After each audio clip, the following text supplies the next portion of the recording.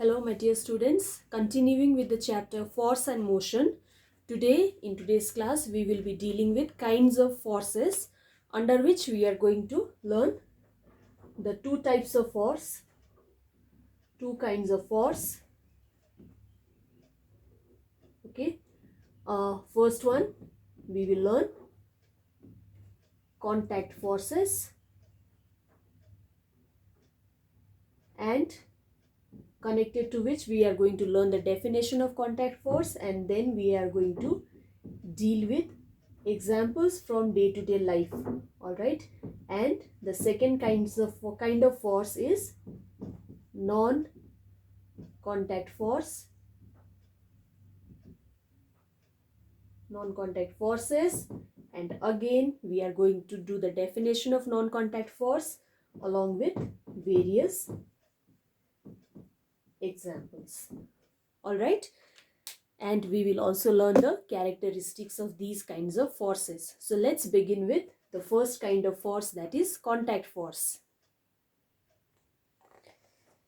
Now, when we learn about the kinds of forces, let me tell you before we begin with the types of forces or kinds of forces, we have been doing force since the beginning of this chapter, since we started with Newton's first law of motion. Newton's first law of motion gave us the idea about force, okay, what happens to a body when force is applied. Second law of motion, that is Newton's second law of motion, we actually learned the effect of force, what actually happens, okay, when a force is applied on a body, what happens to the motion of the body, we learned in Newton's second law of motion.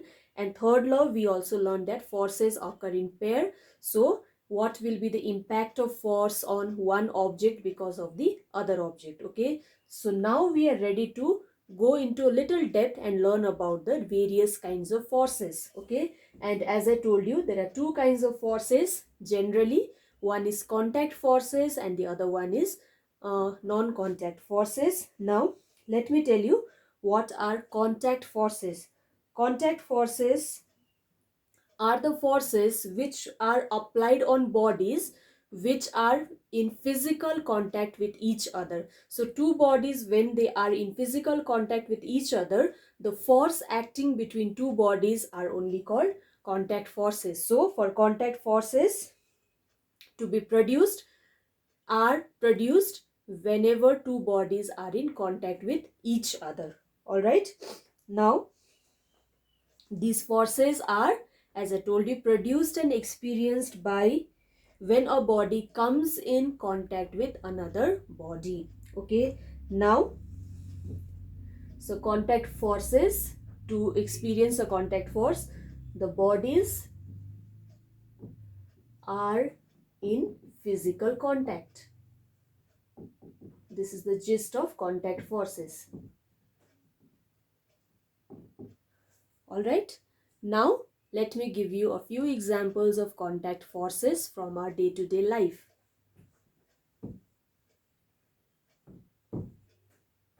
Examples of contact forces.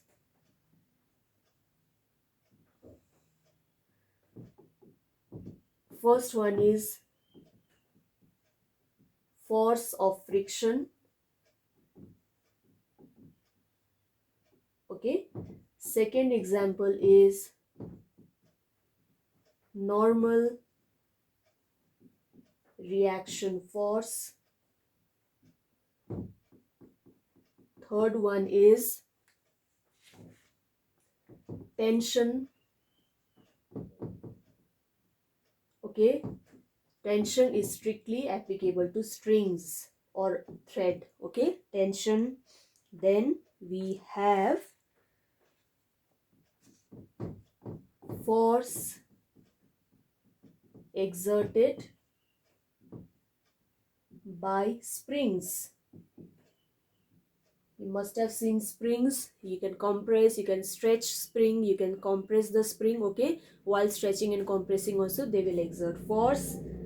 And another example is force due to collision. So these are the 5 different examples of contact forces from our day-to-day life. There is nothing which we have not seen in our day-to-day life. Let us now learn in a bit of detail about all these forces.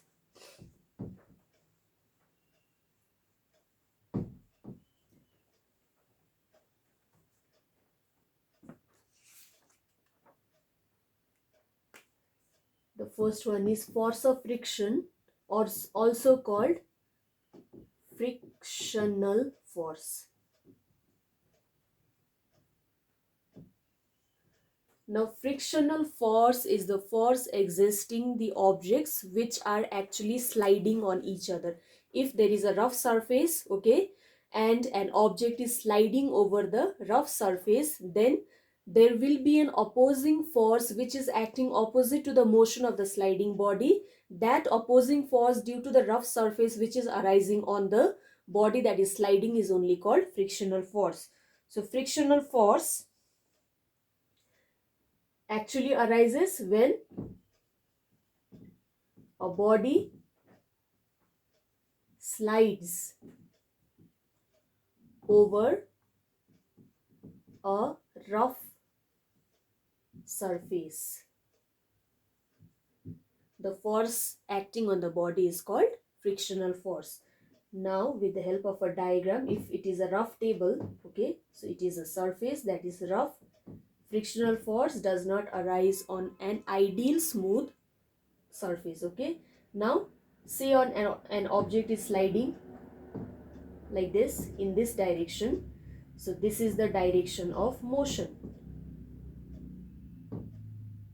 All right. Now this surface will be opposing the motion of a body. That opposing force is only called the force of friction. Opposing, that means it will be in the opposite direction. So this is the direction of frictional force. So if you get a question, okay, asking what is the direction of frictional force or the force of friction, you can easily say that the direction of frictional force is opposite to the direction of motion. That is as simple as that. Okay, now let us go to the second example.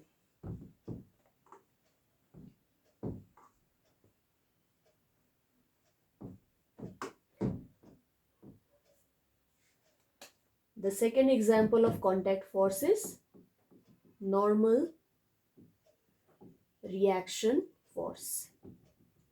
Here also we need to take two objects into consideration. Okay, suppose you have a table,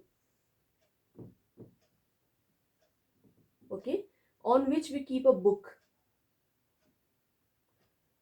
Okay, now the book is not moving, it is stationary. So normal reaction force has to be considered. When it is stationary, it will be easier for us.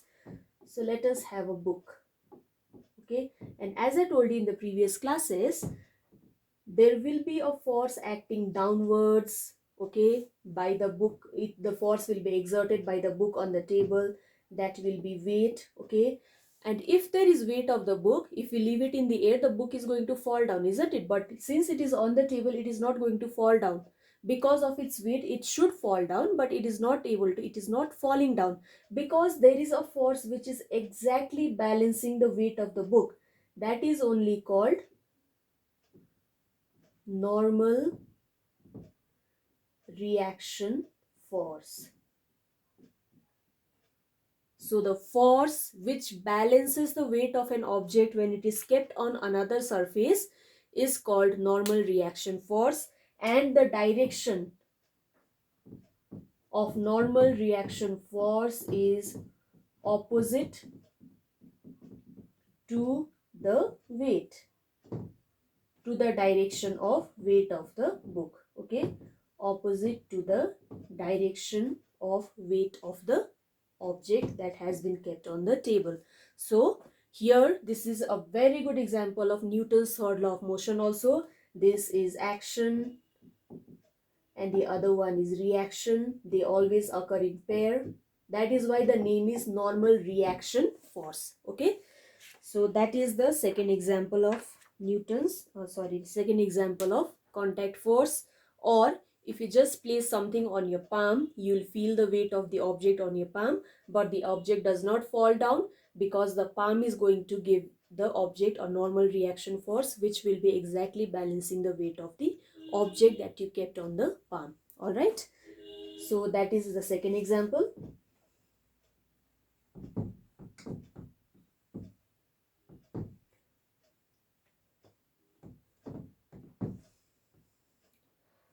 Third example, tension. It can be called tension also, it can be called tension force also, but tension sounds better. As applied through string.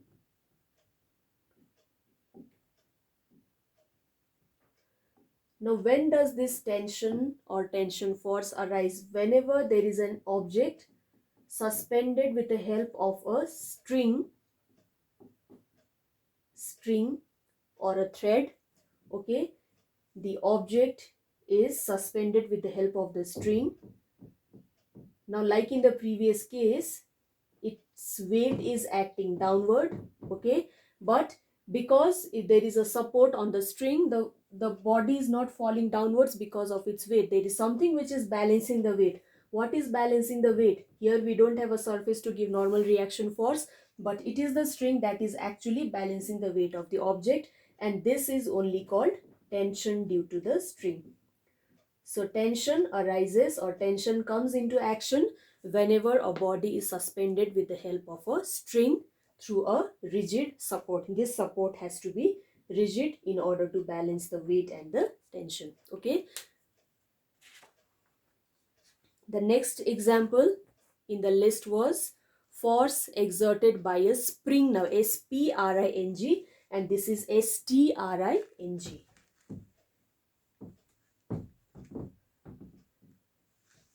So the fourth example is force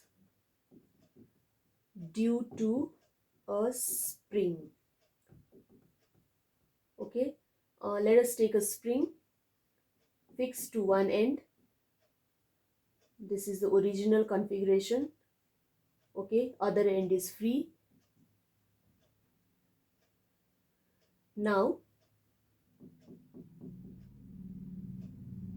say you give a pull to the spring. Now the spring will stretch. So this is the direction of displacement. So displacement occurs in the direction of the pull. All right. Now as soon as you release it, the spring will come back to its original position. That means it is going to restore its original configuration. So that is called restoring force of the spring.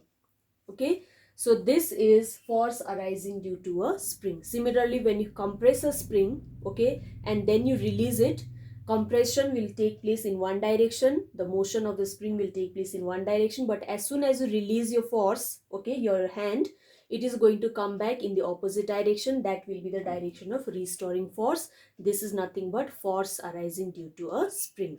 All right, and the last example in the list was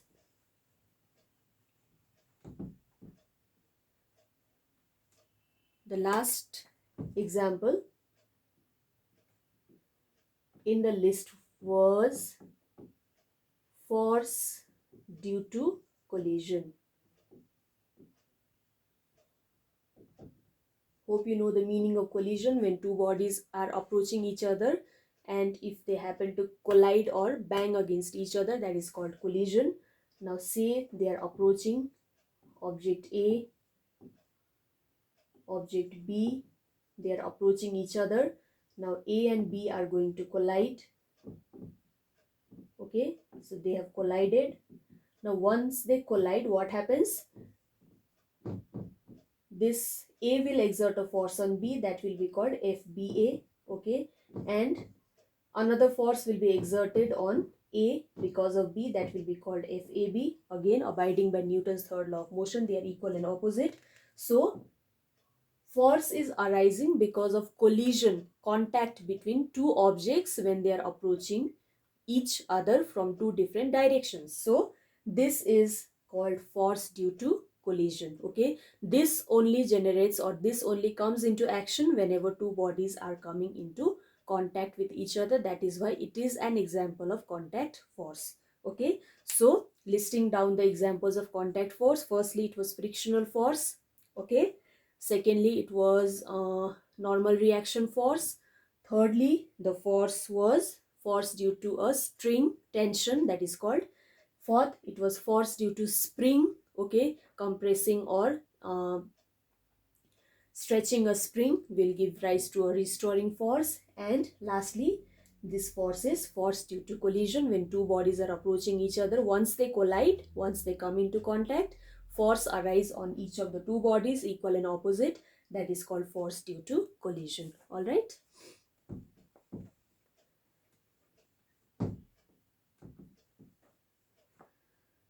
Now let me come to the second kind of force. Okay, second kind of force is non-contact forces, or it is sometimes called forces at a distance, because these forces come into play even without physical contact of two bodies. Okay, two bodies are separated by a distance. Now even if they are at a distance, force will be existing in these two distinct objects which are not at all in contact with each other. That is why the name is non-contact force. Okay, examples are very simple. Just three examples. Non-contact force examples. Number one is gravitational force. We cannot avoid this force. Okay, we are bound by this force every time, every day of our life, every second of our life. Second one is electrostatic force. This is also an important force. And thirdly, interesting, it is magnetic force. So these are the three examples of non-contact force. Alright, so let us see what these forces are one by one in brief. Okay, firstly we will be dealing with gravitational forces.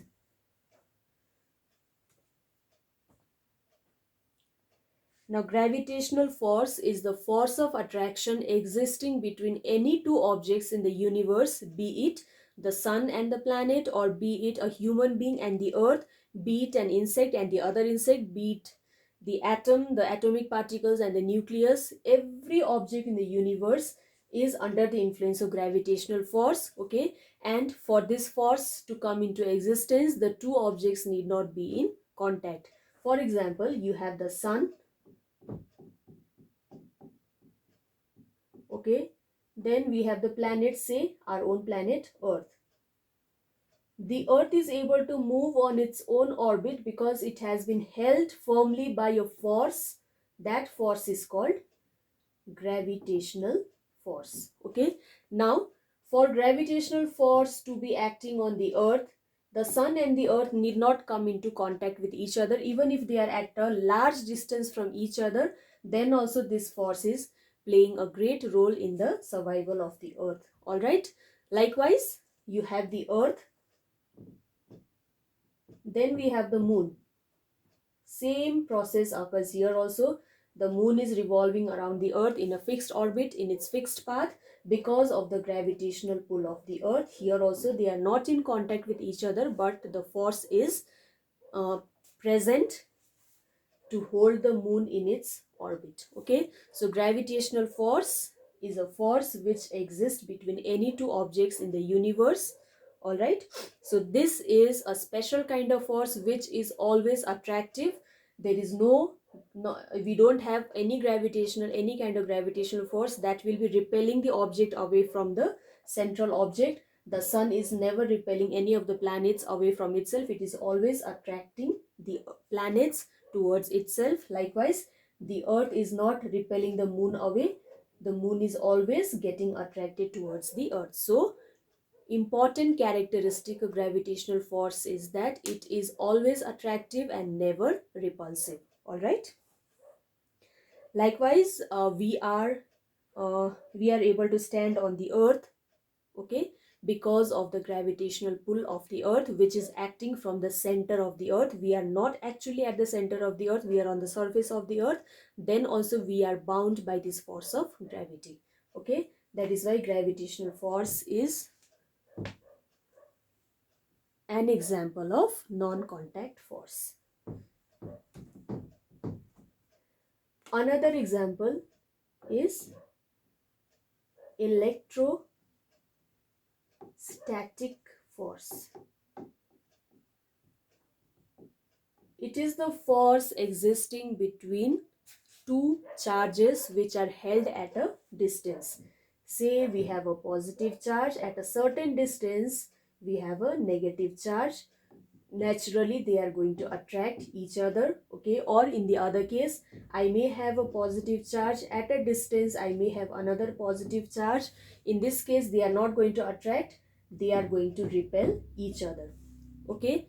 That means electrostatic force is a kind of non-contact force. These two need not be in contact to feel the force, okay. But electrostatic force can be attractive depending upon the type of charges that are at a distance, okay. If we have got similar opposite charges, the force will be attractive, okay, but it may be repulsive as well. So electrostatic force may be attractive or repulsive, unlike gravitational force, which is always attractive, okay. So here you should know that opposites attract and similar charges are going to repel each other. That means negative and negative at a distance are also going to repel away each other, okay. So that is the characteristic of electrostatic force.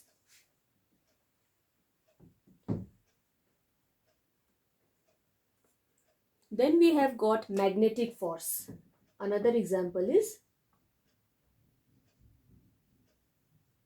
magnetic force. Naturally, it is the force existing between two magnets or one magnet and another magnetic material.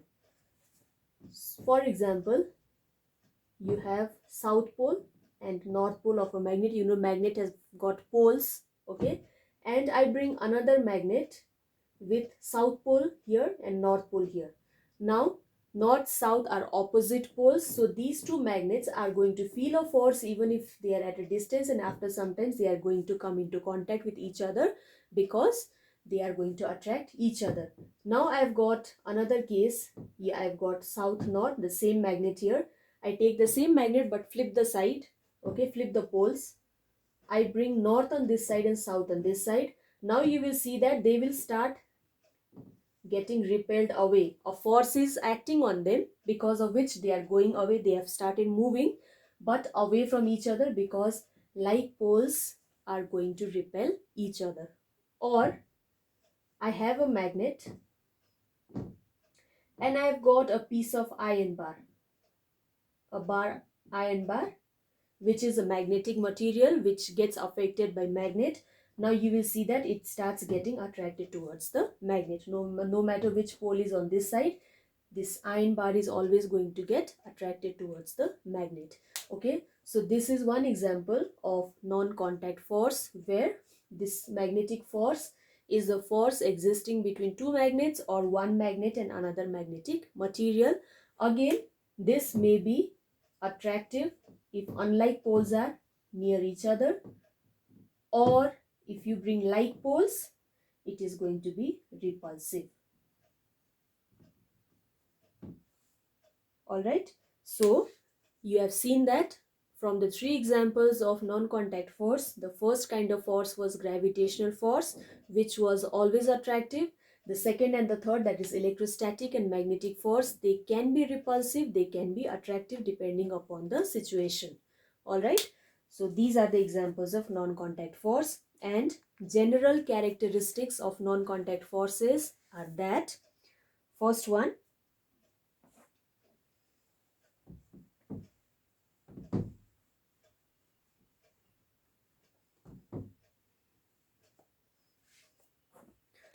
General